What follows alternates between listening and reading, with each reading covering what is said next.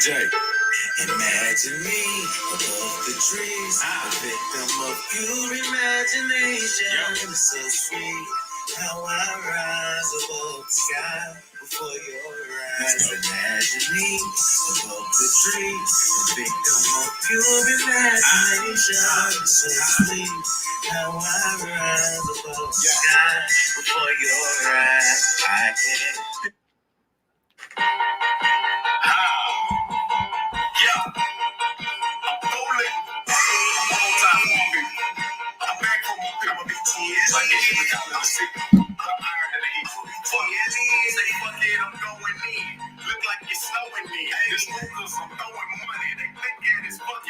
What up, my guys? Welcome to another show, man. It's NBA Talk with Jay. Y'all know what's going down. It's Friday. We're trying to get some cash every single day. It's playoffs. We got our guy Steve Merril here with us today. Hope everybody's having a great day. We appreciate everybody for tuning in. Hit the like button, subscribe, all that good stuff. Steve, how you doing, brother? Everything cool with you?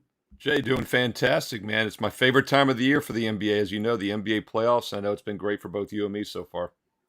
Yes, sir. Yeah, let's keep it going today, man. 3 games. Always say never too high, never too low, right? It's all about today. You see what I'm saying? There's no real reason of worrying about yesterday. We never really recap whether it's win or lose. So let's keep it going here today, guys.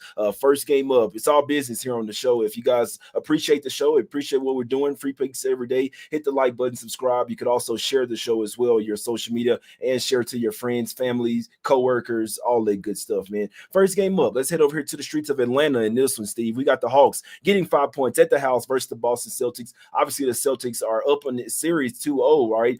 This could be one looking like a sweep, even though it's the 2-7 series in this one. We saw the Sixers go out there and get it done yesterday in this one. What do you think happens in this game, Steve? You think the Hawks can keep it close in this one, or are the Celtics just too much for them?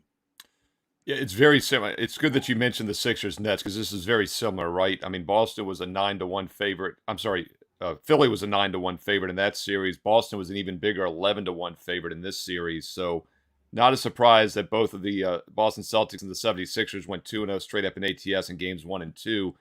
We often talk about the strongest play in the NBA playoffs, the strongest bounce back angle, if you will, is home teams game 3 down 0-2. It's been a very good angle for decades. Blindly hit over 60% for several decades up until about 5 years ago when the odds makers finally started catching on to what we already knew and what we were taking advantage of for several years. And as is often the case, when something works that well, it becomes well known.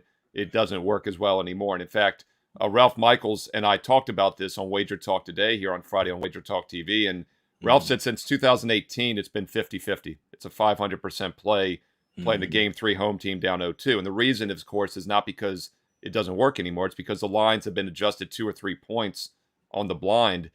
Very interesting last night. Philadelphia opens as a 4-point favorite. It actually goes higher to 5, which we normally don't see, and they win by exactly 5. One angle Ralph mentions also actually that has worked is playing road favorites in this situation up 2-0, and that makes perfect sense because as you and I have talked about, Jay, the zigzag isn't what works. It's the modified zigzag, and that's playing quality teams off a loss, and that's not what we get with Atlanta. I'd lean towards the Hawks just because it is a good situational play, but I only like using this angle when it's a better team. For example, last night I had a strong best bet on Golden State down 0-2 back home because they're as good, if not better, than the Kings. That's just not the case here. I'd lean towards the Hawks. Historically, these teams play well in Game 3. You might want to look at a first half or first quarter. That's usually when they do their best. But there's probably some player props that you've seen that probably have some value as well.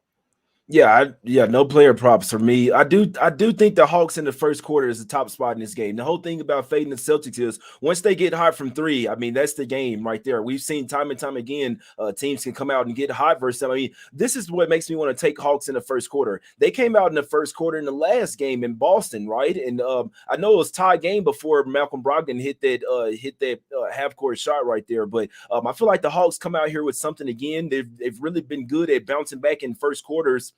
Under Quinn Snyder as well. And we know that you got to throw the whole book at the Celtics here in the first quarter. If you want to have any chance at win this game, you have to come out early. You don't want to get behind versus the Celtics because it's really hard to catch up unless you're making a ton of threes in this one. Obviously, it's kind of tough going with this team with the Hawks. We know that Trae Young is probably not going to be on this team next year. He hasn't had a great playoffs, but some tells me when they come back to the house here, that the role players will play a lot better. Guys like Sadiq Bey and Bogdanovich coming off the bench, but DeJounte Murray, all the guys, John Collins, just feel like everybody as a collective, as a whole a collective team will play a lot better here at the house. So I will go ahead and go with Hawks in the first quarter +1. I'm gonna make a play on all 3 games today. Historically, have not been great on Fridays, Saturdays, and Sundays. Just full disclosure with you guys, but I will put a half unit on Hawks in the first quarter +1 in this one. Couldn't talk you off taking the money line. That's the top spot for the Hawks. I do think that they could possibly win this game. I know a lot of people are going to take the Celtics and say, oh, this game, this is a sweep. It's going to be pretty easy. I still lean Hawks +5 full game as well, but I hope you guys understand. If they're going to cover the full game, they have to come out here and have a lead at the end of the first quarter. I believe they will. Half unit for me. Give me Hawks in the first quarter +1 in this one, guys. Steve, any thoughts on the total here? We know that there hadn't been a ton of overs in the playoffs, but if the Hawks want to push the pace and want to run the gun with the Celtics, this one might go over the total. Any thoughts on it? Well, you're exactly right about, by the way, if you're going to play the Hawks, I think the first quarter makes sense. It's +1. You can give them +1.5 for the first half versus 5.5 for the game. But like I said earlier, historically, these 0-2 teams do very well out of the gate. So if you want to take a chance with the weaker team, I think that's the smart play, is to take them early before the better team has more minutes, more possessions. The total is interesting here. The first half was 110 total scored in the game 2. They had 118, I believe, in game 1. So they've gotten out of the gate pretty fast, yet they've slowed off in the second half as well. So once again, if you think Atlanta's going to start fast, first quarter over, first half over is probably a safer play than the full game over. Yeah, no, it's a great point. That's a great point right there. Yeah, I always say with the Celtics, man, they hit those barrage of threes going to run, and then that could be the end for the Hawks. So I don't want to play them full game, but I do think it's the right side. Obviously, I mean, I always say, man, the NBA doesn't like to see sweeps, and it's just crazy because people just still really don't understand it. Just like, I'm just gonna go with the better team every single game. I don't think it's necessarily that simple, to be honest with you. If there's a game that the Hawks are gonna win, it's gonna be this one. I'd lean their way full game +5. I'd lean their way first half as well. I will take them in the first quarter +1, guys. Let's head over here to the streets of New York, guys. Let me pull my pants up here just a tad right below the Cavs, man. The Knickerbockers, guys. Oh, I'm on the Knicks in the first quarter -1/2 here. We're rocking with the home teams here tonight. Friday night at the house, home crowd's gonna be rocking in this one. I do worry about the Cavs as well on the road. So you look at first quarter scoring, the Knicks are 4th in first quarter scoring at the house, whereas the Cavs are number 19th in first quarter scoring on the road as well. The Cavs, I love my Cavs. I love the Cavs, but this team is not the same on the road, guys. I've noticed this all season. They could possibly win this game, but I do think it's the Knicks have the advantage first quarter, Steve. We saw it even in Cleveland. The Knicks covered the first quarter, the first game round. Then the second game, I had a little sum on the Cavs in the first quarter. Man, if it wasn't for Karis LeVert in that one, they wouldn't even cover that one. So for whatever reason, the Cavs usually come out really slow. I think they do it here once again. I think the Knicks come out here with emphasis and cash this first quarter -1/2 in this one, Steve. What do you think happens in this game? Who do you think wins? Well, I mean, yeah, one of the reasons the better team doesn't just win every NBA playoff game, like you said, it's just human nature, right? When you have an easy win or you dominate a team, you kind of take your foot off the gas. And the other thing is you don't make adjustments when you have an easy win, whereas the team that struggled makes adjustments, and sometimes they catch the other team off guard. So that's why the zigzag in general is the way you approach the NBA playoffs. And I talked about the modified zigzag, which is just simply the zigzag. First of all, is just playing the team that lost or playing the over versus the under. It's just look for the opposite result. But the modified zigzag, as I said, is what works, and that's playing quality teams. And I do think both of these are quality teams. So basically, you're looking to play whoever loses. This is a 6 or 7 game series. I thought that from the start. I liked New York in game 1 last Saturday. I actually had a strong best bet at wagertalk.com on the Knicks to get my 80% playoff run off to a nice start. I stayed off game 2, but I would have only played Cleveland because they were coming off the loss. The Knicks were kind of my preferred side in this series, though, so that's why I stayed off game 2, but not a surprise that Cleveland won easily by 17. And don't forget, they were up by 20 at the half. That was a blowout. Yes, and one of my favorite angles for decades in the NBA playoffs is to play quality teams off a blowout loss. And I think everything kind of sets up well here for a bounce back for the Knicks. It's a basic straight-up win situation at -1.5. So however you want to approach it is fine. I do think they get off to a fast start. I would not disagree with you. First quarter, first half. But I like the Knicks here in game 3. Yeah, I couldn't talk you off there. I'll be honest. I want to I want to watch this game, see how the Cavs play out. We know that this is the first road playoff game for a lot of like the role players, guys. Right. So basically anybody else other than Donovan Mitchell. I believe the Cavs were in the playoffs last year, but regardless of that, man, this is still a big spot. The Knicks hadn't been necessarily playing it well at the house, so it's crazy because Cavs hadn't been playing that well on the road. Knicks have been playing well at the house as well. I do think this is a spot, especially coming off that blowout loss, that they will have something. But we know the Cavs are winning one of these games. They are, I think personally, I think they're going to win this series. I can't just say it's guaranteed, but I think the Cavs are winning this series. They're going to win one of these games in New York. It's just if this one or the next one. So personally, I am kind of rooting for the Knicks to win this one. That way I can come back nicely on the Cavs in the next game to win that one straight up. I do think they figured out the Knicks. They need to put Brunson in the pick and roll every single time, but I expect the role players, the bench guys like Quickly, Hart, have a much better game here at the house in New York. Like I said, it's going to be rocking. We know that the Knicks are a first quarter and first half team, guys. So full game, I must admit, anything can happen here. I wouldn't be surprised if the Cavs made a run in the second half here. I'm staying off full game. I will take Knicks in the first quarter -0.5 in this one, guys. Any thoughts on the total here, Steve? Sitting at 211, obviously kind of a low total. Do you think these guys get to running and gunning, or you think that that it's going to be a highly defensive game once again? Yeah, 211's definitely low because it was about 216 in game one, 214 in game two. So you're talking about a 3 to 5 point adjustment from the first two games. The question becomes, Jay, obviously, has it been priced in now? Do we start getting some value with the over? Because game one, 198, game two, 197. It hasn't even been close yet. So I'm not sure they've dropped the total enough to get me involved. You have to be careful with game two because, as I said, that was a 20-point blowout at the half. So that wasn't really a true game. Game one was a tight game. It was a 5-point game at the half, a 4-point final. But yeah, both teams shot really poorly in game one. The Knicks have actually shot poorly in both games. So I guess if you like the Knicks like I do in this game, you got to figure they're going to have to shoot better, and that might finally get an over in this series, which has been pretty low scoring.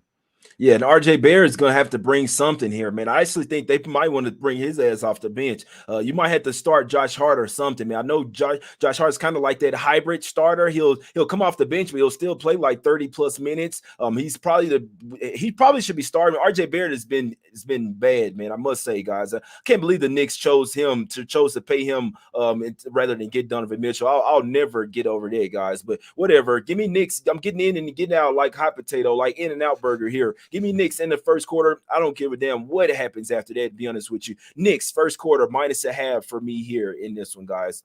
Let's go over here. Last game up. Let's go over here to the streets of Minnesota in this one. Oh, howling with the Wolves in this one. I'm taking a trifecta in the first quarter today. I'm not a trifecta spot on this game, but I will take all the home teams in the first quarter today. Give me the Wolves in the first quarter in this one, +0.5, -0.5, whatever you have to take. Wolves first quarter in this one, Steve. Backs against the wall. I do think they have figured out a little bit something versus the Nuggets. You get a little bit of complacency versus must win as well. Same thing versus, I don't think the Celtics are getting too complacent, but definitely the Nuggets. And simply, I don't think they have the killer instinct in them. Simply put, we saw last game, they got up at the house where they play a lot better. Oh boy, look at it. The game is tied, or the Wolves took like a 1-point lead. Anthony Edwards playing a lot better. We expect Torian Prince, guys like that to play a lot better as well. They're doing the high pick and roll with Gobert once again. I expect Cat to play a lot better at the house as well. Give me Wolves here in the first quarter here once again, rocking with the home teams in the first quarter on this Friday night, Steve. What do you think happens with this game? Do the Nuggets go up 3-0, or do the Wolves have any chance at making this a game here? Yeah, this is very similar to like the Boston-Atlanta series, right? We've got the inferior team, Minnesota, down 0-2 against the number one seed. But historically, this is, if you're going to get a good game by the inferior team, this is when it happens because they're back with their home crowd. It'll be a raucous environment. Denver definitely might take their foot off the gas a little bit after a 2-0 lead. By the way, the other flip side of this is when teams don't win game three, they normally get swept, right? So you're exactly right about game three is when Atlanta or Minnesota is going to get the win. Because if they lose tonight, they're going to get swept. It happens like 80-85% of the time. Team down 0-3 gets swept. So it's do or die for these teams, and they know it. So Minnesota would be the only way I would play it. The question becomes, are you better off taking the +2, 2.5 full game, taking around a pick them in the first half or first quarter? As we said with the Atlanta game, and I agree with you, Jay, I think you're better off probably getting earlier in the game before the better team has more possessions and more chance to pull away. So yeah, I lean Minnesota to bounce back, strong home court. And isn't it ironic that, nobody wanted anything to do with Denver, right? They're the 1 seed, but they weren't even one of the top 2 favorites to win the conference. And all they've done is quietly get things done so far at home. Would not be a shock that they quietly get things done tonight, but I think Minnesota can keep it close early. So first quarter, even first half, is probably the best way to play the T-Wolves. Yeah, it's the top motivation spot, man. Backs against the wall. You got to have a sense of urgency coming out as well. You don't want to come out lackadaisical. I mean, I'll just say it's like if they come out and don't lose and don't win the first quarter, the game is damn near over. Now, I must say, sometimes like with the Nets last night, they came out, didn't cover the first quarter or the first half. They came out in the second half, like in the third quarter, with something in the desperation spot. But the Wolves are a little bit different team. Obviously they're a little bit more even with the Nuggets. I'll say if they had Nas Reed and they had Jalen McDaniels, I think the Wolves actually had a chance to upset the Nuggets in this one. Without those, they're not going to win this series, but I do expect them to at least come out with something in the first quarter. Conley played a nice game last game. Anthony Edwards went out for 40 points. I expect Cat to be a lot better. I expect the pick and roll with Rudy Gobert and Mike Conley to be a lot better in this one. So give me Wolves in the first quarter, -1/2 money line, whatever you'd like to take in this one. Steve, any thoughts on the total in this one? What do you think? You think it's an up and down type of game, or do you think that it might go under here once again? Well, I think once again, it depends on how you think Minnesota's going to come out, right? If they come out with that energy, which I think they do, is it going to be the offense or the defensive side? I think they need to bring some defense, actually. And if you look at the first 2 games, they played pretty good defense in game 1. They held Denver to just 45.5% shooting, just 109. The problem was their offense was atrocious, 80 points, 37% shooting. And that is the concern. Game 2 actually went over 235 points. It's a tough call here. I think Minnesota's side is probably my preferred way to play this game. But if you're going to look at the total, it's held solid, 222.5, 223. We've seen very little movement on this one. But I do think the T-Wolves are going to probably have to win with some defense and maybe a slight lean under if you think Minnesota comes with energy. Yeah, no, that's a great point right there. We know Jamal Murray went off in that last game. We just see teams all the time go on the road and don't necessarily play that well right in front of them. Right. They don't have the home crowd behind them. It's a little bit of an adjustment period. I know that Jokic plays the whole first quarter and things like that, but this is one where on the bench, I don't feel like when the Nuggets start bringing in the bench players, I don't think they'll get near the same production here, especially to start off this game. I'd lean Wolves in the full game as well. I know a lot of people just okay, we're going to take the Nuggets. So once again, they're gonna smack them up. I lean Wolves trifecta spot, to be honest with you. I do lean Wolves in the trifecta, but I'll take the first quarter and get out. If they are losing the first quarter, then I might take a little live betting spot in this one. But wouldn't be a bit surprised to see the Wolves win this game. But once again, I did not take the full game. Give me the first quarter. After that, I don't give a damn what happens, guys. But let's go ahead and get out of here, Steve. We broke down our 3 games. We broke down all 3 games, gave out our top looks as well. Now it's time to get out of here, Steve. What do you have to promote over at Wager Talk, and what do you give us a best bet for the show today, my brother? Yeah, well, I'll be doing more NBA talk at 4 o'clock Eastern today on Wager Talk TV. Of course, the NBA show that you're on Wednesdays normally. I'm doing today's show on Friday. Also doing the baseball show here in about a half hour, 2 o'clock Eastern. So check out Wager Talk TV. A lot of baseball, basketball content. I'm number 1 in NBA, number 1 in MLB, both for 2023. So I've been seeing it well. 80% of the playoffs. I've got some strong best bets. Also, daily free plays. You don't even have to pay. It's free, FREE. Steve Merril, wagertalk.com. Check it out. And on the way out, Jay, I'll give you a freebie here in the NBA. My top play tonight. I like the Knicks minus the 1.5. I talk about the zigzag. It works best with quality teams. Hawks, T-Wolves are not the better team in the series. The Knicks might be the better team in this series. And then on top of that, they're coming off a blowout loss by 17, down by 20 at the half. That's the type of situation I like to back. So take a look at the New York Knicks minus 1.5, and then get my best bets as well at wagertalk.com. Could not talk you off. Yeah, I wouldn't mind if the Knicks won, man. I'll be on Cavs game 4. I'll tell you that right now. If the Knicks lose this one, give me Cavs game 4. I'm telling you that right now. But yeah, my top spot was Knicks in the first quarter, guys. I did add 2 more plays though. So Knicks first quarter -0.5. I did add 2 more plays. Give me Hawks in the first quarter plus the 1, and then give me Wolves as well in the first quarter.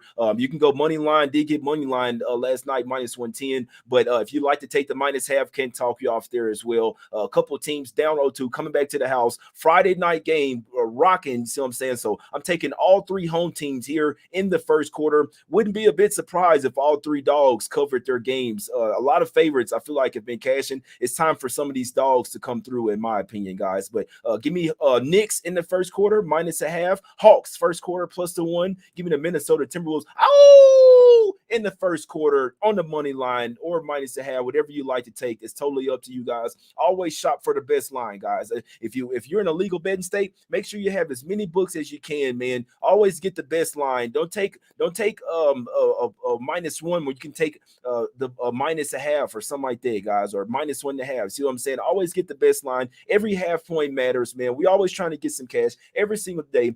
If you like the show, man, free picks every single day, Monday through Saturday, Monday through Sunday. Hit the like button, please, guys. We'd really appreciate it. Hit the like button, subscribe to the show, join the channel as a member as well. Show us some support, and tell all your friends, family about the show as well, coworkers, all that good stuff. You're at the sports book. Hey, my guy Jay Money giving out free picks every day. We've been cashing out heavy. I would really appreciate it, guys. Everybody that has joined as a member, I appreciate you as well. Let's get some cash. We back tomorrow with our guy LJ. We will win, guys. Hope everybody has a great day. We're out, man. Let's go. Let's get this cash, baby.